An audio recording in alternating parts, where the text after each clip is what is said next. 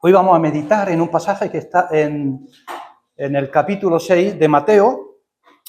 Sabéis que desde el capítulo 5 hasta el 7 es lo que siempre se ha conocido como el Sermón de la Montaña. Y el Sermón de la Montaña lo que explica y enseña Jesús son las enseñanzas, los valores, la moral, cómo tiene que vivir la Iglesia. El texto que yo voy a compartir esta mañana está en el capítulo 6, desde el verso 5 hasta el verso 13. El capítulo 6, digamos que lo que Jesús enseña a sus discípulos son las prácticas religiosas del reino. Es el reino que Él nos ha acercado con su venida, pero que todavía no se ha consumado. Cuando Él venga será en esa verdad y en esa esperanza que todos realmente pues estamos deseando, donde se hará realidad la consumación del reino. Pero desde el verso 5 hasta el verso 13 lo que hace Jesús es enseñarles las prácticas religiosas de lo que es la oración. Es decir, cómo debe de ser nuestra vida de oración. Y todos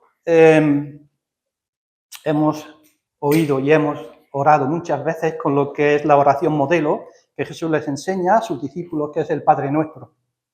Pero el Padre Nuestro no es una oración, que es una liturgia que debemos repetir como si fuera algo milagroso y que pudiera hacer cambios en nuestras vidas. El Padre Nuestro es una oración modelo donde el Señor les comparte a sus discípulos verdades que están implícitas en esa oración y que nosotros debemos de aprender para saber cómo debemos de orar y cómo debe ser nuestra relación con Dios en lo que es esa oración que Él les enseña a sus discípulos. Mirad nuestras relaciones entre nosotros, ¿verdad? En lo que es la familia, en la sociedad, entre los amigos, el esposo con la esposa y nuestras relaciones en la iglesia, digamos, son muy parecidas a lo que es nuestra relación con el Señor. Al menos tienen implícitas dos cosas, ¿verdad? La relación en el matrimonio, entre amigos, en la familia, entre nosotros, tiene que tener al menos dos cosas. Una de ellas es que tiene que haber diálogo, conversación, nos conocemos a través de cómo compartimos, expresamos nuestras palabras, nuestros sentimientos, nuestros deseos. Es así como nos vamos conociendo. Si no hay diálogo, y eso es una de las cosas, digamos, más complicadas hoy día en la sociedad que vivimos, porque falta algo, un valor que es fundamental y que es también la otra parte, que es tiempo. Entonces, la primera cosa que necesitamos, ¿verdad?, es dialogar. Tenemos que conocerlo a través de cómo nos expresamos y cómo vemos a los demás, pero necesitamos tiempo también. Y es en ese tiempo que pasamos juntos que nos relacionamos. No hay posibilidad de que una relación crezca si no hay diálogo y si no hay tiempo. La oración es la herramienta que Dios nos ha dejado para que podamos cultivar esa relación con nuestro Dios. Orar, por lo tanto, requiere que podamos llegar delante de Dios, expresar lo que hay en nosotros, adorando, reconociendo quién es Dios, quiénes somos nosotros, y pasar tiempo con Él.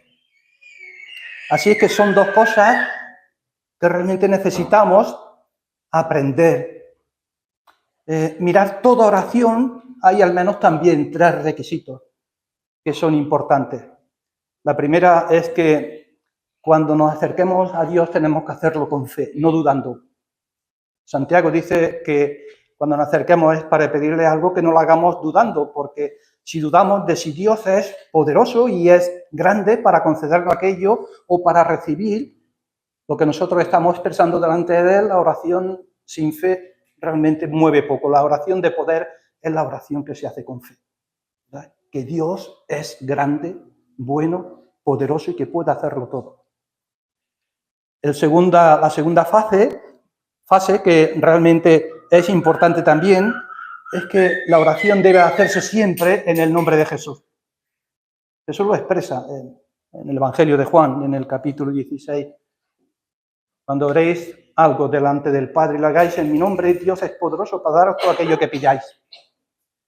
Y el tercer requisito, hermanos, es que lo hagamos en el poder del Espíritu. ¿Por qué? Porque muchas veces va a decir también Romanos, el apóstol Pablo, que nos acercamos ahí y no tenemos palabras como digamos, clara, suficiente para acercarnos. Nos faltan las palabras. Y dice el Espíritu Santo, de alguna manera reacondiciona, redirige aquello que nosotros a veces no sabemos expresar e intercede con nosotros, por nosotros con gemidos indecibles. Así es que son tres aspectos que son importantes. El primero, ¿verdad?, es fe para acercarnos al Dios que tenemos. Segundo aspecto es hacer nuestra oración siempre en el nombre de Jesús, porque Él es el intercesor, Él es el mediador entre Dios y nosotros. Y tercero, hacerlo en el poder del Espíritu. Mirad, oramos para alabar a Dios, para decirle cuánto le amamos, para decirle lo que ha hecho en nuestra vida, contarle cómo son las realidades nuestras. Cuando nos acercamos a Dios, hermanos, no podemos ir con máscaras ni con, digamos, superficialidades. Nos postramos y reconocemos que es un Dios grande y reconocemos también quiénes somos nosotros. Pero nos acercamos a Él también para adorar y para darle gracias por su presencia, contarle no solo acerca de nuestra vida, sino para pedirle también por situaciones y concreciones, ¿verdad?, de aquello que hay en nuestro corazón, nuestros sueños, nuestras complicaciones, nuestras luchas, nuestras dudas, nuestros temores. Nos acercamos a Él con corazones quebrantados, sencillos, humildes, para saber que es un Dios que nos oye cuando nos acercamos en humildad y con corazones rendidos delante de Él.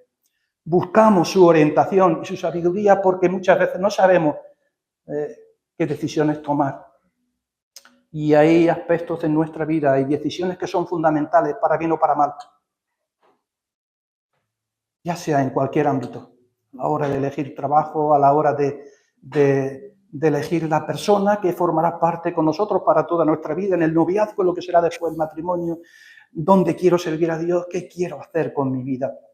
Necesitamos que el Señor nos dé sabiduría y discernimiento espiritual, porque según decidamos, eso acarreará situaciones a lo largo de lo que será nuestra vida de servicio, de persona, de una persona social, una persona que tiene, como antes habéis cantado, ¿por qué Dios me da vida cada día? ¿Por qué Dios me da tiempo? ¿Por qué Dios me ofrece la posibilidad? Pero ¿cómo lo voy a hacer y cómo realmente voy a dirigirlo? Necesitamos orar. Mirad, la oración a quienes dirigen la Iglesia le han puesto un nombre precioso a lo que es ese tiempo que tenemos por la mañana. Y ahora yo os pido, ¿verdad?, de que vengáis a ese tiempo de oración. La oración es como el oxígeno para nuestro cuerpo. Es decir, el oxígeno, sabéis que es esa molécula que está en el aire que respiramos, pasa a los pulmones. En los pulmones el oxígeno pasa a las ramificaciones de los pulmones, los alveolos, y llevan el oxígeno a la sangre llega al corazón y el corazón la bombea hacia todas las partes de nuestro cuerpo. Sin oxígeno no se puede vivir. Así es que hay dos cosas o dos valores que constantemente, sobre todo los atletas y la gente que practica deporte, lo llevan muy, digamos, controlado, que es el ritmo cardíaco y la saturación del oxígeno en la sangre. Si el oxígeno en la sangre es muy bajo y hay poco, es que tu físico está muy mal. Y hay algo que está ocurriendo y que de alguna manera estás enfermando. En los valores que ellos se controlan, desde un 95 a un 100% de saturación, quiere decir que el cuerpo va funcionando bien. De 95 para abajo hay algo que está enfermo. Y el ritmo cardíaco igual, ¿verdad? Cuando supera o cuando no llega, o hay taquicardia o hay braquicardia por debajo de los valores. Cuando la oración, queridos hermanos, en la Iglesia no es una necesidad, no es algo que necesitemos, la Iglesia está adoleciendo algo, de alguna manera, que tiene que ser fundamental para la vida de la Iglesia, porque la predicación de la palabra, que es buena y que necesitamos, tiene que ser sustentada por el poder de la oración.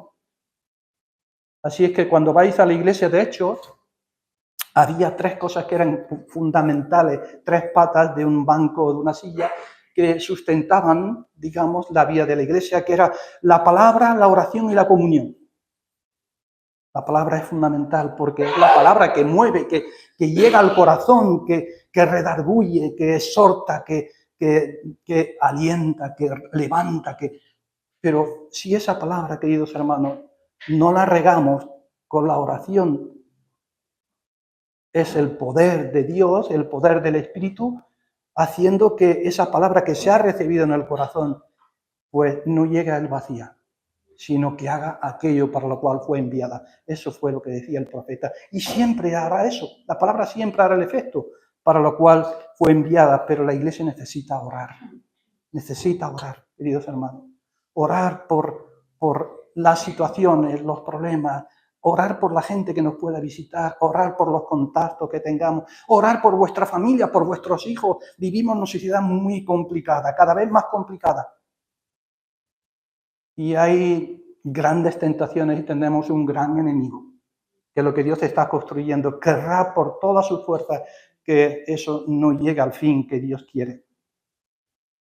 Así es que necesitamos orar, no solamente de una manera personal, individual, como familia, sino también como grupo, como comunidad, como cuerpo, como iglesia. Yo he visto la iglesia crecer y la he visto cuando hemos tenido tiempo de oración y avivamiento y no nos ha importado levantarnos a las 6 de la mañana y hemos tenido nuestra reunión a las 6 de la mañana, a las 8 teníamos que entrar a trabajar, predicábamos una hora y allí había 15, 20 personas en un hogar y veíamos cómo la iglesia iba creciendo porque la oración lleva poder. Así es que yo quiero leer los versículos del 5 al 13 del capítulo 6 de Mateo, que es la práctica de la oración, y sacar con vosotros 7 aspectos que nos ayuden a entender lo que Jesús le estaba diciendo a sus discípulos. Dice así la palabra de Dios, verso 5, y cuando ores, no seas como los hipócritas, porque ellos aman el orar en pie en las sinagogas y en las esquinas de las calles para ser visto de los hombres. De cierto os digo que ya tienen su recompensa. Mas tú cuando ores, entra en tu aposento y cerrada la puerta, ora a tu Padre que está en secreto. Y tu Padre que ve en lo secreto te recompensará en público. Y orando no uséis vanas repeticiones, como los gentiles que piensan que por su palabrería serán oídos. No os hagáis pues semejante a ellos, porque vuestro Padre sabe de qué cosas tenéis necesidad antes que vosotros le pidáis. Vosotros pues oraréis así. Padre nuestro que estás en los cielos, santificado sea tu nombre. Venga tu reino, hágase tu voluntad en el cielo, así también en la tierra. El pan nuestro de cada día, dánoslo hoy. Y perdónanos nuestras deudas, como también nosotros perdonamos a nuestros deudores. No nos metas en tentación, mas líbranos del mal, porque tuyo es el reino, el poder y la gloria por todos los siglos. Amén.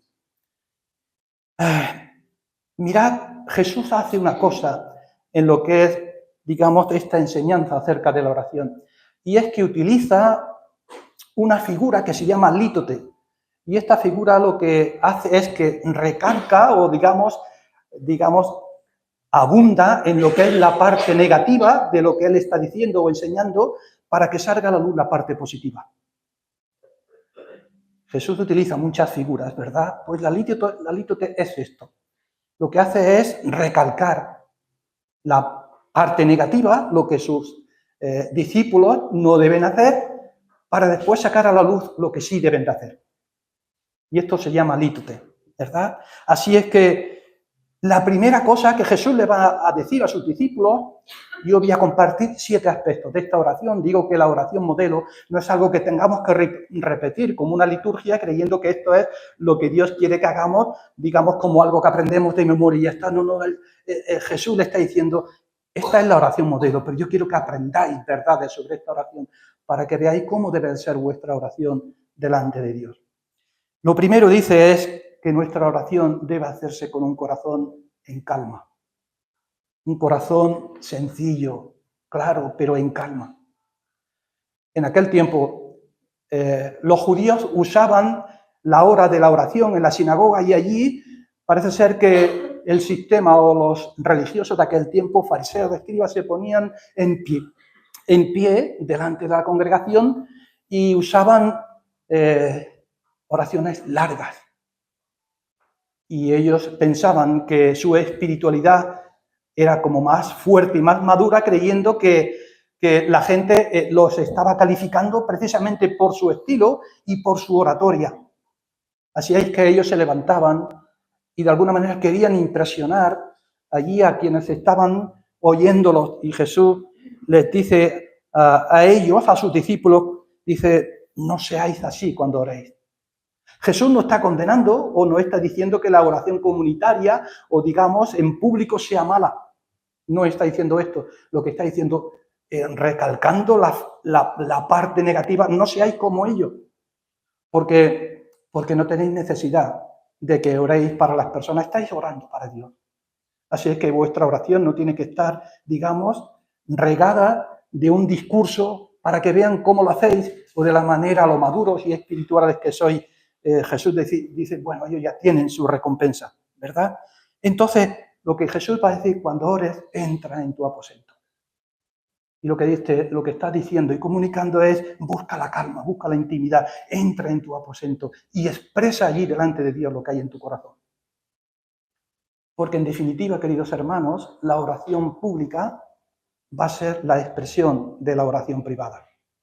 La oración puede ser, digamos, privada o pública, puede ser audible o puede ser silenciosa, puede ser formal o informal. Podemos tener un tiempo de oración que podemos buscar cada día, y hay personas y hermanos que así lo hacen, y buscar ese tiempo. Pero la acción persistente, ¿verdad? Y tal como lo enseña Pablo, orad sin cesar, no os canséis, no desmayar. Puede ser en cualquier momento, en cualquier sitio, caminando y dirigiendo a Dios en vuestra situación y en vuestra preocupación. Pero Pablo, aquí Jesús lo que está diciendo es buscar esa intimidad, donde nadie os vea, donde podéis expresar a Dios con un corazón sencillo y apacible. ¿Cuál es tu situación? Cuéntale tu vida, abre tu corazón. No intentes ocultar nada, porque a Dios no le podemos ocultar nada. Cuéntale tus dudas, tus luchas. Cuéntale tus fracasos que todos tenemos. Y Dios, que oye tu corazón y que oye tu palabra y oye lo que estás contándole, el Señor, que oye, te recompensará. Porque a Dios no le importa y no le impresionamos por cómo oramos, sino que Él ve a quién ora y el corazón que está doblegándose y quebrantándose delante de Él. La primera idea es, tenemos que orar con calma. La segunda enseñanza tiene que ver con que debemos de expresar nuestra oración con claridad. Y dice el texto bíblico, ¿verdad? Versos 5 y 6, mas tú cuando ores entra en tu aposento, versos 7 y 8, perdón, y orando no uséis vanas repeticiones como los gentiles que piensan que por su palabrería serán oídos. No os hagáis pues semejante a ellos, porque vuestro Padre sabe de qué cosas tenéis necesidad antes de que le pidáis. Y aquí Jesús lo que está diciendo es, no uséis continuamente reiterando palabras y palabras, repitiendo de manera que parece que por repetir y hablar, ¿verdad? Aquí la llama palabrería, vais a ser oídos. Es decir, cuando oréis, expresar de una manera clara cuál es vuestra situación. Cuando Eclesiastés está escribiendo, ¿verdad? Ese Salomón, ese libro, en el capítulo 5 de Eclesiastés, verso 2, allí Salomón dice, mira, que tu corazón no se apresure a percibir o a dar palabras delante de Dios, porque ten en cuenta que Dios está en los cielos y tú estás en la tierra, por tanto tus palabras sean pocas. Jesús lo que está diciendo es verdad, no seis vanas repeticiones. ¿Habéis oído oraciones de 15 minutos? Yo las he oído. 15 minutos. Recuerdo en un retiro que se comentaba el pastor que nos estaba enseñando, que como siempre las oraciones las teníamos, el tiempo de oración era a las 8, a las 8:30, la mayoría de las iglesias, sobre esa hora nosotros lo teníamos el jueves. Y resulta que siempre oraban las mismas personas, pero había una persona que ocupaba siempre la última parte, y el hombre nos lo dijo, este hombre, y dice, mira, se tiraba 15 minutos de oración. Y claro, él cerraba lo que era el tiempo de oración. Y una mamá llegó ese día con un niño pequeño, de 8 años, dice, y yo estaba cerca de la mamá y del niño pequeño, Y llevaba orando y repitiendo y orando. Y el niño ya cansado dice, yo lo vi, dice, me quedé sorprendido, dice, acelera virtuoso, que tenemos que cenar. Mira, era imposible, pero es así, oraciones largas, largas. Y Jesús le dice, no creáis que porque repitáis. La oración tiene que ser clara, esta es mi situación, Señor, aquí estoy. Y yo sé que tú eres poderoso para contestar a mi oración. Lucas capítulo 11, versos del 1 al 13. Es un paralelo, pero se cuenta una historia que es importante. Mirad, para enseñarnos cómo debe de ser la oración. Lucas capítulo 11,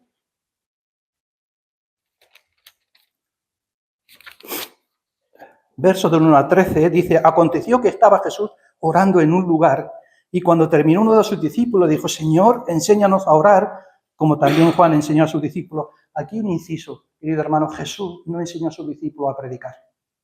Jesús le enseñó las verdades del reino, ¿verdad? Pero no enseñó a predicar, no enseñó, digamos, esa parte importante de la comunicación y cómo debe ser nuestra forma de verbalizar y de llegar a los demás, pero sí le enseñó cómo debían de orar. Y entonces dice, y les dijo, cuando oréis, decid, Padre nuestro que estás en los cielos, santificado sea tu nombre, venga tu reino, hágase tu voluntad como en el cielo, así también en la tierra, el pan nuestro de cada día, dánosle hoy y perdona nuestros pecados, porque también nosotros perdonamos a todos los que nos deben, y no nos metas en tentación, mas líbranos del mal. Les dijo también, ¿quién de vosotros que tenga un amigo va a él medianoche y le dice, amigo, préstame tus 3 panes, porque un amigo mío ha venido a mí de viaje y no tengo que ponerle delante? Y aquel respondiendo desde adentro le dice, no me molestes, la puerta está cerrada y mis niños están conmigo en cama, no puedo levantarme y dártelo. Os digo que aunque no se levante a dárselos por ser su amigo, sin embargo, por su importunidad se levantará y le dará todo lo que necesite. Y yo os digo, pedid y se os dará. Buscad y hallaréis, llamad y se os abrirá. Porque todo aquel que pide recibe, el que busca halla, y al que llama se le abrirá. Mirad, la oración tiene que ser persistente. Aquí hay una persona, ¿verdad?, que dice que necesitaba pan, tendría necesidad de dársela a sus hijos, y viene de madrugada, de noche, y allí a su amigo le pide pan, y ya estaría el otro acostado, y dice, si no le atiendo, este no va a parar aquí de llamar porque tiene una necesidad. La oración, querido hermano, tiene que ser persistente. Tiene que ser, digamos, ese concepto que después Jesús le va a decir a sus discípulos, orad, no os canséis, no os desmayéis, seguir orando, seguir persistiendo.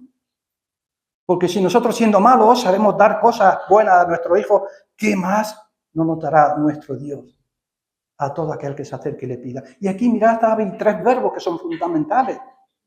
Habla de buscar, de llamar, y habla de acercarse a Dios, ¿verdad? Buscar a Dios, llamar y entrar delante de Él. Y si Dios está esperando que nos acerquemos, lo que necesitamos, hermanos, es hacerlo con fe, con todo nuestro corazón rendido a Él, para que esperemos su bendición y lo que Él va a hacer en nuestra vida. Lucas capítulo 11, versículo del 1 al 13, y también hay otro texto, Lucas capítulo 18, versos del 1 al 7. Y son textos conocidos porque aquí Jesús va a utilizar una parábola, ¿verdad? Para hacernos ver también lo que es la necesidad de la oración, no contrastando a lo que es un juez injusto, porque Dios no es juez injusto, sino un juez justo, pero para decir lo que el Señor puede hacer en nuestra vida a través de la oración. También dice el capítulo 18, del 1 al 7, le refirió Jesús una parábola sobre la necesidad de orar siempre y no desmayar, diciendo, había en una ciudad un juez que ni temía a Dios ni respetaba a hombre. Y había también en aquella ciudad una viuda a la cual venía él diciendo, hazme justicia de mi adversario. Y él no quiso por algún tiempo, pero después de esto dijo dentro de sí, aunque ni temo a Dios ni tengo respeto a hombre, sin embargo, porque esta viuda me es molesta, le haré justicia, no sea que viniendo de continuo me agote la paciencia. Y dijo el Señor, oí lo que dijo el juez injusto. ¿Acaso Dios no hará justicia a sus escogidos que claman de día y de noche? ¿Se tardará en responderles? Os digo que pronto les dará justicia, pero cuando venga el Hijo del Hombre, hallará fe en la tierra. Qué enseñanzas tan profundas, queridos hermanos. Porque este juez es un juez injusto, era un juez gentil. Cuando había problemas dentro del pueblo no se llevaban al juicio, al juez, se llevaban a los líderes y a los ancianos de las iglesias. Ellos tenían que dilucidar. ¿Acaso no tenéis entre vosotros gente madura que cuando tenéis un problema ellos no puedan mediar para dar solución a lo que tenéis? Pero el contraste es de un juez que es injusto para presentar un juez que es justo. Y el Señor está diciendo, orad, perseverar y no desmayar. Porque solo Dios puede realmente atender nuestra situación y responder a lo que estamos viviendo y por lo que estamos pasando. Solo Dios, el contraste entre un juez, ¿verdad? No está diciendo que Dios sea igual a él si persistimos, ¿verdad? Dios es un juez que nos va... No, es que este es un juez injusto, pero nuestro Dios es un juez justo. Cuando nos acercamos a Dios, querido hermano, estamos viendo cómo es Dios. Dios es el creador de los cielos y la tierra. Es el juez justo. Es nuestro Padre que podemos llamarle así por medio de la persona de Jesús que ha ido a la cruz y nos ha salvado todos aquellos. Dice Juan en el capítulo que creen en el Hijo, estos son hechos también hijos de Dios. Así es que cuando nos acercamos a Dios, estamos viendo a un Dios grande, fuerte, poderoso, creador de cielos y tierra, el juez que hace justicia. Y esto, queridos hermanos, en tiempos en los que estamos viviendo, donde hay tanta necesidad y donde hermanos nuestros están sufriendo violencia, nosotros vivimos demasiado bien aquí. Hay hermanos nuestros que están sufriendo profundamente violencia simplemente por creer en Dios. ¿Acaso Dios no hará justicia? Así es que la segunda parte o el segundo aspecto de la oración, si el primero es que no seamos como estos hipócritas que buscamos la visibilidad, es que no usemos palabras repetitivas, sino que seamos claros delante de nuestro Dios. El amigo necesitaba pan, 3 panes, y fue importuno, audaz y se presentó, necesito 3 panes. Y esta mujer también usó la importunidad para decir, necesito que me haga justicia, Señor. Cuando Dios, queridos hermanos, que no ve las palabras, sino que ve el corazón, de corazones que se rinden delante de Dios es poderoso para atender nuestra oración. El tercer aspecto, ¿verdad?, tiene que ver con la confianza. Así es que yo quiero que vayáis viendo, ¿verdad?, en lo que es la oración modelo. Confianza. Padre nuestro que estás en los cielos. Vosotros pues oraréis así. Padre nuestro que estás en los cielos, santificado sea tu nombre. Dios es nuestro Padre, lo que está expresando aquí Jesús a los suyos, a sus discípulos. Es nuestro Padre que está esperando que nos acerquemos. Está ahí esperando que te acerques, que me acerque, ¿verdad? Y está ahí para darnos la bienvenida, para expresar lo que es su paternidad delante de nosotros. Le buscamos porque Él no solo ve quién ora, sino la oración que sale de corazones que lo necesitan. Quizás hay una de las canciones más preciosas que a mí me gusta alguna vez pedirlas, y son canciones que ya hace tiempo que no cantamos. Te necesito, Señor. Te necesito. Cada día de mi vida, Señor, te necesito. Porque por mí mismo, hermano, soy tan débil, a veces tan voluble, que me doy cuenta que si Dios no derrama su gracia en mi vida, soy muy quebradizo. Y yo necesito a Dios cada día, lo necesito. Y aquel que ha dicho, buscad mi rostro, y mi corazón ha dicho, tu rostro buscaré yo, Señor. Quiero acercarme a ti cada día, buscarte, sentir tu presencia, sentir lo que tú eres para mi vida. Lo buscamos para reconocerlo como la persona que Él es, un Dios grande, poderoso, un Dios maravilloso, lleno de bondad y de gracia, pero un Dios, ¿verdad?, que es celoso también de su pueblo. La oración expresa aquí 3 aspectos. Expresa, queridos hermanos, intimidad, ¿verdad? Es un Dios que está en los cielos, rodeado de todo lo que es ese coro angelical, ángeles, arcángeles, serafines, querubines, dando y alabando a ese Dios tan maravilloso. Expresa colectividad porque aquí ya no habla de lo que es una persona singular, sino que expresa Padre nuestro. Es nuestro Padre, es el Padre de una familia. Aquí los que estamos y hemos aceptado a Jesús como nuestro Señor y Salvador, somos la familia de Dios, somos la familia espiritual de Dios. Y cuando nos acercamos a Él, ¿verdad? Lo acercamos con confianza porque Él es mi Padre. Él es nuestro Padre. Me gusta muchas veces cuando oigo a hermanos, sobre todo hermanos que vienen de Latinoamérica, y ellos lo expresan de una manera que a mí me llega, papaíto, papá, papá. Es una palabra que expresa cariño cercano, amor. Hay algo que a mí me gusta. Así es que nuestro Padre es, por tanto, colectividad, porque Él es nuestro Padre de esta familia espiritual que estamos aquí. Expresa intimidad porque está en los cielos y expresa también humildad y reconocimiento. ¿Verdad? Santificado sea tu nombre. Este Padre que está en los cielos, queridos hermanos, dice el apóstol Pablo que a él se le dio la oportunidad, conocía un hombre, va a decir en 2 de Corintios 12, versos del 2 al 5, conocía un hombre, dice, que estuvo allí en el tercer cielo. Y dice, se le dieron palabras inefables que al hombre no le es posible explicar. Mirad, el primer cielo tiene que ver con lo que nuestros ojos ven, en la atmósfera donde vemos a los pájaros revolotear, vemos las nubes como Dios hace salir el sol sobre justo e injusto y derrama la lluvia sobre la tierra para que la tierra siga teniendo vida.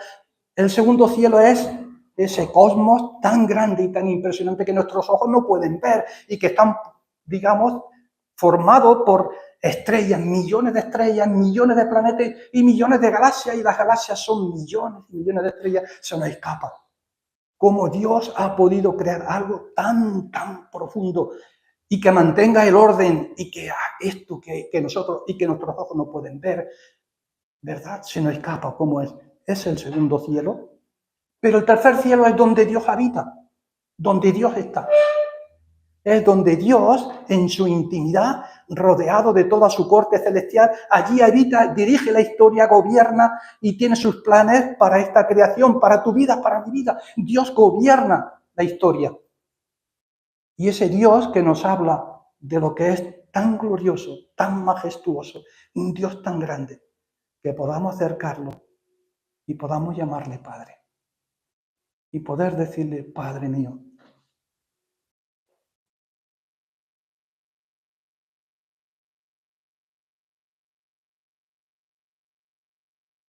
me siento así. Y te necesito. No lo puedo entender. No sé si vosotros lo podéis entender. Porque Dios es tan grande. Y que se acerque tanto a través de Jesús y me haga ver cómo es Dios. Realmente me falta y no puedo entenderlo. Pero ese Dios, hermanos, es un Dios celoso de tu vida, de tu familia, de la iglesia, de cada uno de nosotros. Los celos, hermanos, pueden ser malos, pero pueden ser positivos cuando se ama, ¿verdad? Y le preocupa la persona que amas. El celo de Dios es un celo bueno, porque lo que Dios quiere es que lo que le pertenece a Él y que Él ha comprado con la sangre de su Hijo, pueda haber una familia que se entrega, que sirve, que ora, que se arrodilla, que se quebranta y que expande el mensaje del reino. Y Hebreos capítulo 12, versos 28 y 29, dice así que recibiendo nosotros un reino inconmovible, tengamos gratitud y mediante ella sirvamos a Dios, agradándole con temor y reverencia, porque nuestro Dios es fuego consumidor. Es un Dios grande, grande, queridos hermanos. Pero nuestro Dios es un Dios celoso, que no le da igual si vivimos de una manera o de otra. Si la iglesia, hermanos, está viviendo para extender el reino, para servir, si nos amamos, si nos despreciamos, a Dios le interesa tu vida, le interesa tu familia y le interesa la iglesia y mi vida. Así es que confianza para acercarnos, Padre nuestro, Padre mío. El cuarto aspecto de la oración modelo es la consagración. Santificado sea tu nombre, hágase tu voluntad así en la tierra.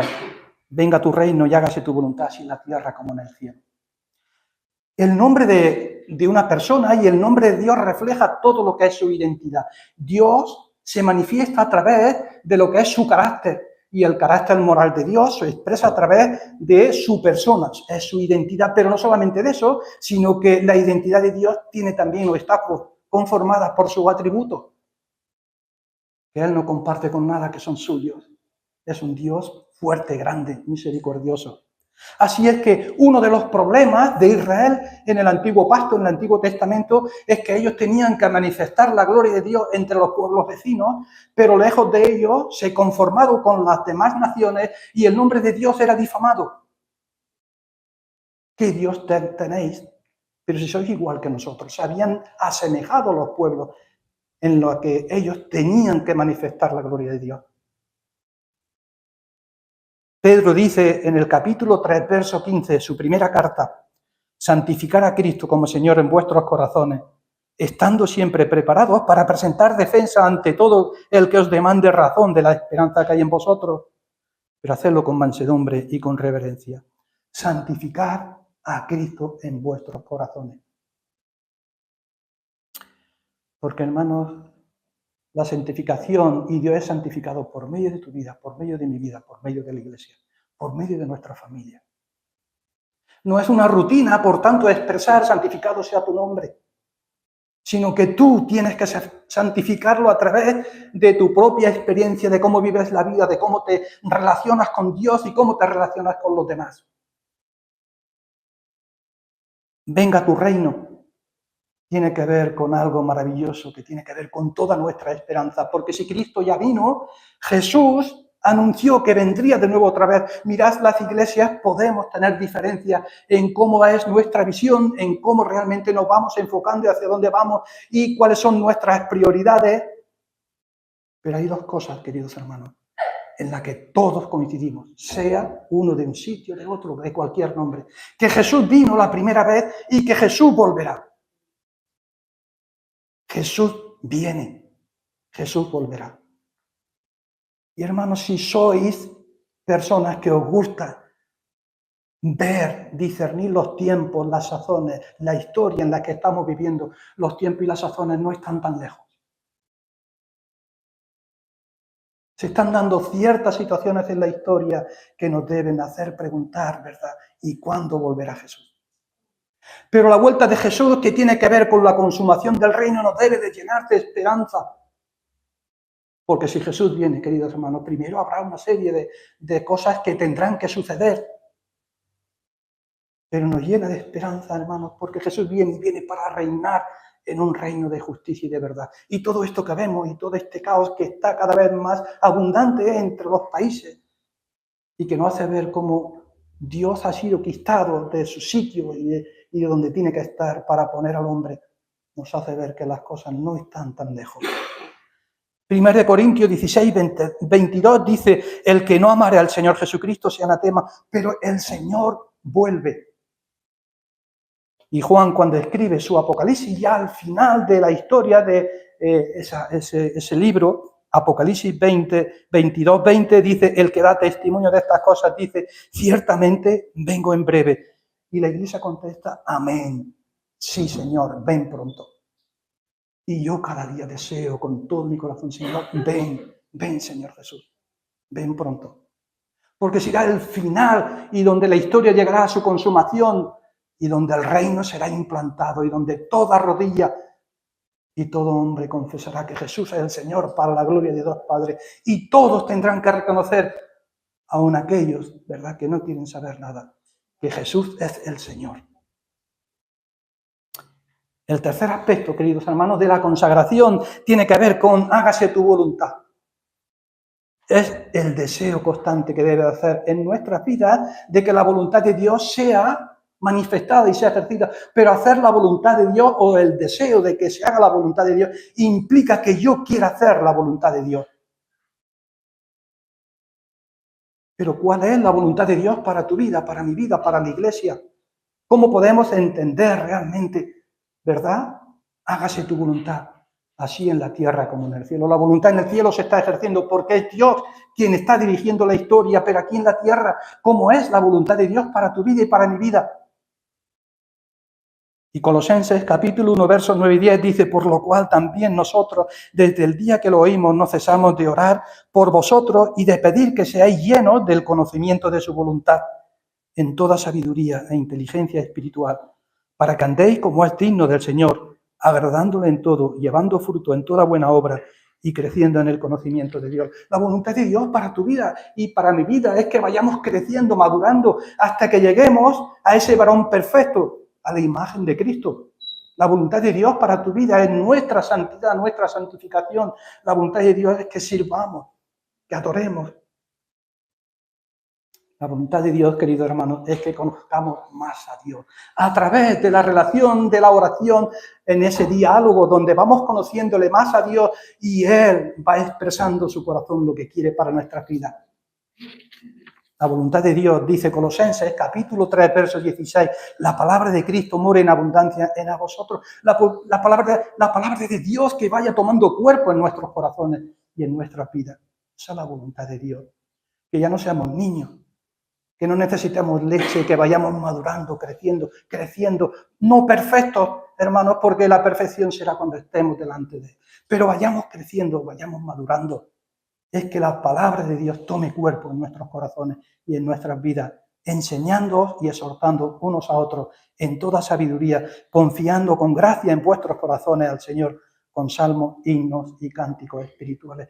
Es que tú me puedes enseñar a mí y yo te puedo enseñar a ti. Es que nos podemos alimentar, ayudar, exhortarnos. Podemos sentir la gracia de Dios en un cuerpo donde Dios ha puesto a cada uno de nosotros como miembro de los unos y de los otros, donde Él ha querido y donde va limando las asperezas y vamos sintiendo la gracia manifestada en una iglesia que crece, que madura y en familias, hermanos, que van sintiendo cómo Dios va ejerciendo su voluntad porque cada uno de nosotros, hermanos, queremos hacer la voluntad de Dios. El deseo de que se haga su voluntad implica poner en práctica lo que conocemos de la voluntad de Dios. Así es que Santiago capítulo 1, versos 22 al 24 dice, pero sed hacedores de la palabra y no tan solamente oidores, engañándoos a vosotros mismos, porque si alguno es oidor de la palabra, pero no es hacedor de ella, este es semejante al hombre que considera en un espejo su rostro natural, porque él se considera a sí mismo y se va y luego olvida cómo era. Si solo oímos, pero no deseamos hacer la voluntad de Dios, lo que conocemos de Dios para nuestras vidas. Será como mirarnos en un espejo y vemos la realidad de nuestro rostro y cuando nos vamos, olvidamos cómo éramos. Así es que la consagración es algo que Dios le está enseñando a sus discípulos en lo que es la oración. La quinta enseñanza o el quinto aspecto tiene que ver con la constancia. El pan nuestro de cada día, dánoslo hoy. Mirad cuando nos dirigimos a nuestro Dios y nos dirigimos como nuestro Padre, el Espíritu Santo, da testimonio a nuestro espíritu de que somos hijos suyos y tenemos la certidumbre de su paternidad. Y el Señor alza la luz de su rostro sobre nuestras vidas, alumbra nuestras vidas, queridos hermanos. Va transformando nuestras vidas, nos da su paz, refresca nuestra alma, sacia nuestra hambre y calma nuestra sed. Cuando nos dirigimos a Dios, Padre nuestro, danos el pan de cada día. Sabéis que en el Antiguo Testamento, ¿verdad? El pueblo de Dios durante esos 40 años continuamente tenían que descansar en un pueblo que dependía de Dios, no podían recoger el maná para 2 días, era continuamente, cada día tenían que recoger lo que les hacía falta. Pero cada día tenemos que pedir por el sustento y Dios ha prometido darnos el sustento de cada día. El salmista dice en el Salmo 37, yo fui joven y ya soy viejo, y no he visto a justo desamparado, ni a su descendencia que mendigue pan. Dios ha prometido darnos su pan, el sustento de cada día, pero debemos de pedírselo, porque nos enseña una cosa, queridos hermanos. Nos enseña que somos hombres y mujeres que dependemos de Él. No tienes nada, ni eres nada, que Dios no te haya dado y que Dios no esté detrás de ti.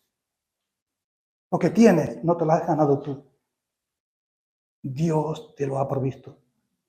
Te ha dado los recursos y te ha dicho que tengas o te da la sabiduría y el discernimiento espiritual para dónde debes de ir.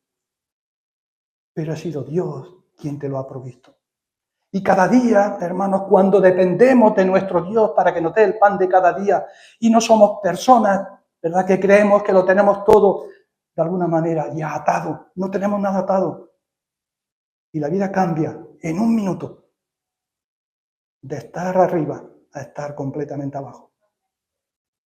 Así es que necesitamos pedir el sustento de cada día a nuestro Dios, porque eso enseña dependencia. Y hermano, la dependencia nos hace personas más sencillas, más nobles, más reales, más verdaderas. Hay dos cosas que destruyen al ser humano y las relaciones, y es el orgullo y la vanidad. Y el orgullo, hermano, nos llena y nos hace grandes cuando no somos nada.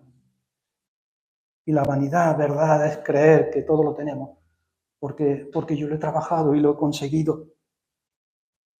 Son dos problemas, queridos hermanos, que están a la puerta de nuestras vidas, no lo despreciamos. No. Son dos problemas gordos y fuertes que rompen las relaciones, rompen las familias, rompen las sociedades. El orgullo. Ay, ese hombre que gobierna un país y es altivo, orgulloso y cree que lo puede hacer todo. Y cree que todo está en sus manos. Pero si Dios puede quitarlo en cualquier momento donde está. Necesitamos cada día depender de nuestro Dios. El pan nuestro de cada día, dánoslo hoy. Santiago, capítulo 1, verso 17, toda buena dádiva y todo don perfecto desciende de lo alto del Padre de las luces, en el cual no hay mudanza ni sombra de variación. Todo desciende de lo alto de nuestro Dios. El sexto aspecto de la oración de Jesús tiene que ver con la confesión. Y perdona nuestras deudas como también nosotros perdonamos a nuestros deudores. Y aquí Jesús le está diciendo a sus discípulos, perdona, Señor, perdona mi pecado, perdona mi pecado. Hermano, no hay posibilidad de una buena relación si no hay entre nosotros, ya sea donde estemos, en el matrimonio, en la iglesia, en donde estemos, en el ámbito en que estemos, si no hay confesión y perdón. Jesús le está diciendo, ¿verdad? Perdona mi pecado. Porque, Señor, perdona mi pecado tiene que ver con andar en luz. Es no ocultar lo que realmente, y delante de Jesús nos damos cuenta que tenemos que quebrantarnos cada día. Y cuando llega la noche, reconocer que o no hicimos lo que teníamos que hacer, o lo hicimos mal, o miramos y nuestros ojos no fueron lo limpios que tenían que ser, y nuestra mente no retuvo lo bueno y retuvimos lo que no debíamos de haber retenido. Y hermanos, nos damos cuenta que necesitamos el perdón de Dios cada día.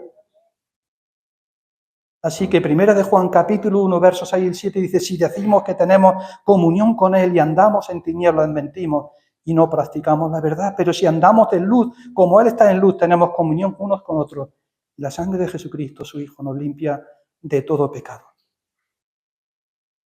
Necesitamos cada día de nuestras vidas acudir delante de Dios y rogar su perdón, hermano. Y de nuevo sentir que la sangre de Cristo, que Él nos levanta, nos perdona, nos restaura y nos sigue acercando a esa relación preciosa con nuestro Dios.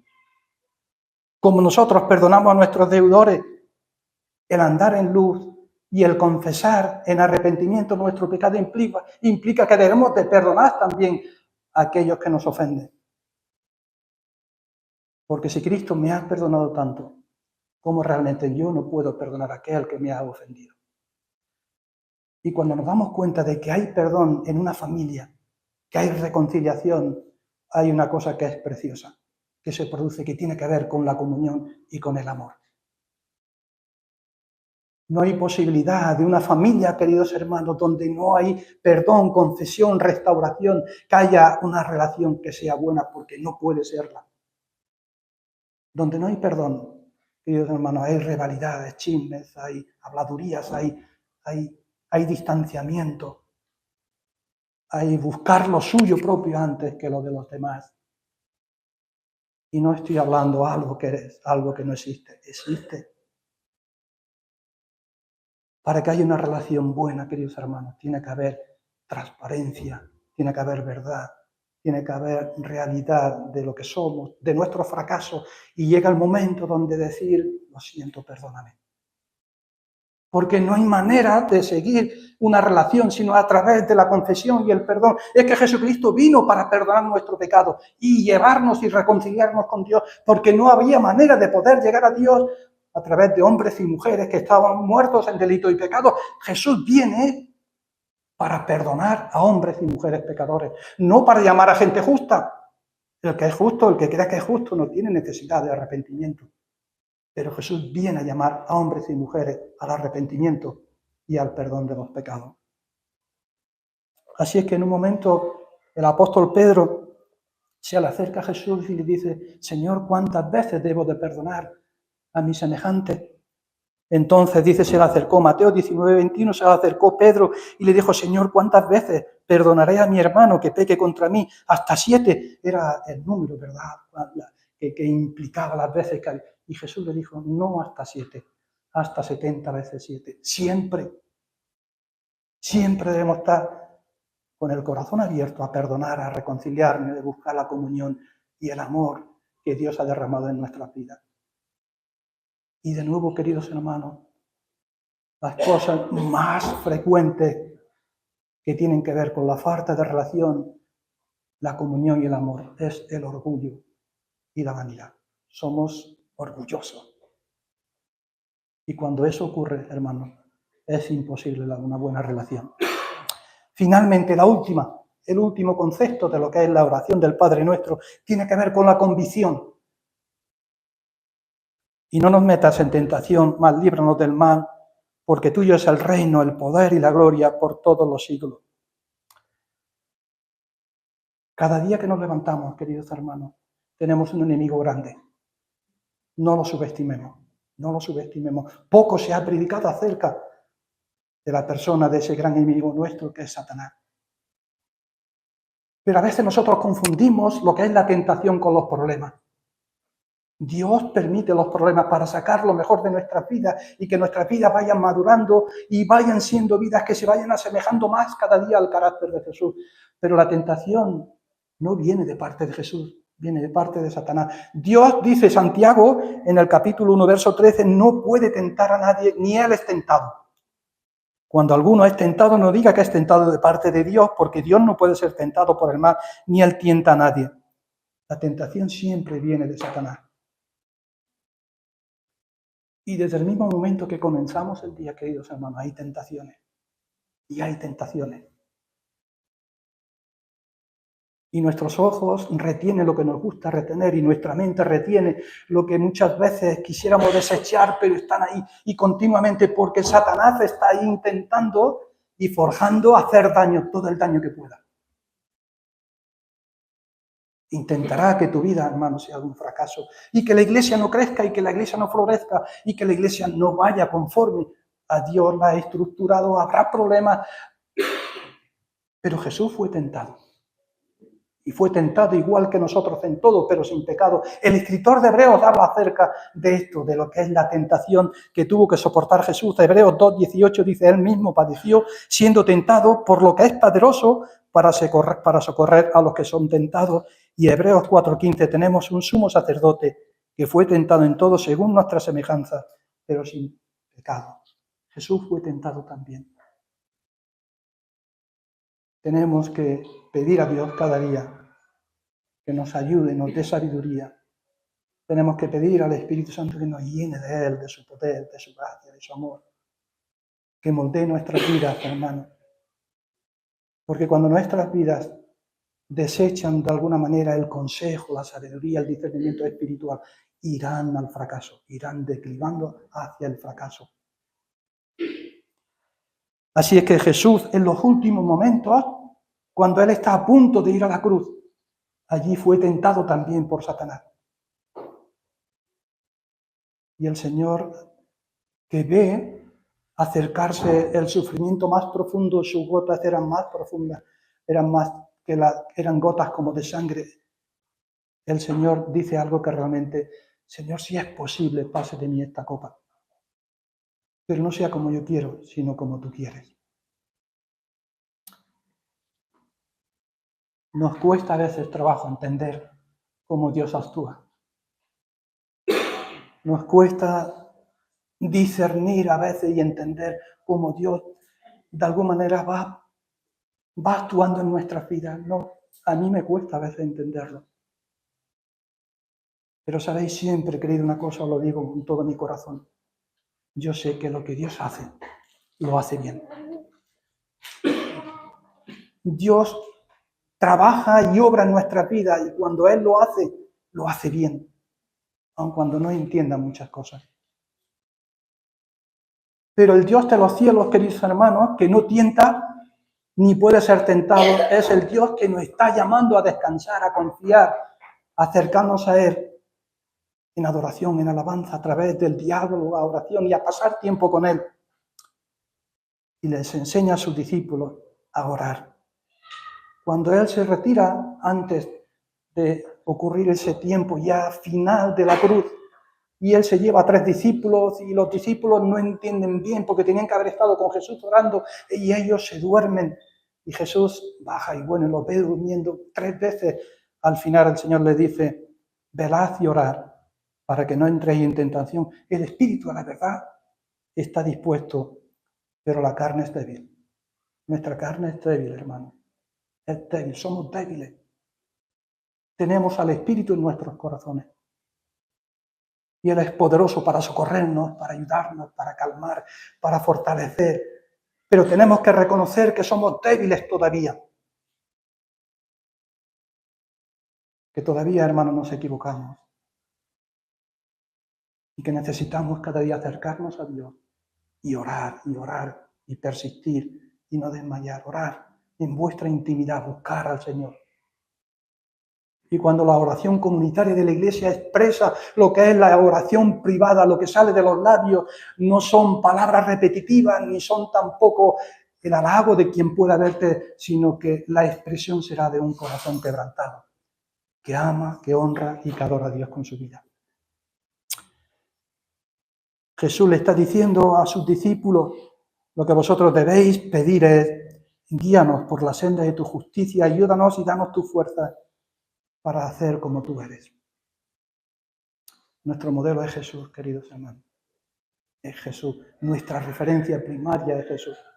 Y ver a Jesús por la fe y entender sus enseñanzas y ver la necesidad constante de la oración como una forma de relación con el Dios de los cielos. Debemos de aprenderlo y cultivarlo. La iglesia que no ora, hermanos, es una iglesia que tendrá problemas con el tiempo. La iglesia que no ora, la familia que no ora, hermanos, cuando vengan los problemas y vengan los embates de la vida, será una familia con problemas. El cristiano que no ora, que no tiene su tiempo de relación con Dios, llegará el momento, hermanos, donde no sabrá cómo superar y llegará a decisiones que tendrá que tomar, que necesitará sabiduría y discernimiento, que solo lo da Dios a través del estudio de la palabra, en el poder del Espíritu y en el diálogo que tenemos con Él a través de la oración. Que el Señor nos bendiga, hermanos, y podamos tener un tiempo bueno esta semana que Él tiene para nosotros. Si me permitís, tengo una oración y nos despedimos. Padre nuestro, gracias por tu palabra, Señor. Gracias por habernos dejado este recurso tan vital para nuestra vida, de poder acercarnos a ti, Señor, poder dialogar, poder llamarte Padre, poder expresar nuestros anhelos, nuestras ilusiones, pero también nuestras cargas, nuestras preocupaciones, nuestros temores, Señor. Queremos buscarte a ti. Queremos ver tu rostro, queremos sentir, Señor, tu paternidad en nuestras vidas y ver que tú eres tan maravilloso, capaz de dirigir nuestras vidas por el mejor sendero, el sendero de la vida. Señor, bendice a tu iglesia, bendice nuestras vidas, a cada familia de las que estamos aquí reunidas, Señor, que tu paz, que tu gracia, que tu amor, Señor, se derrame en cada corazón. Y ayúdanos, Señor, a perseverar, a no desmayar y a llevar el mensaje del reino, el mensaje del Evangelio a aquellos que podemos tener relación con ellos también. Señor, gracias por este tiempo. En el nombre de Jesús, amén.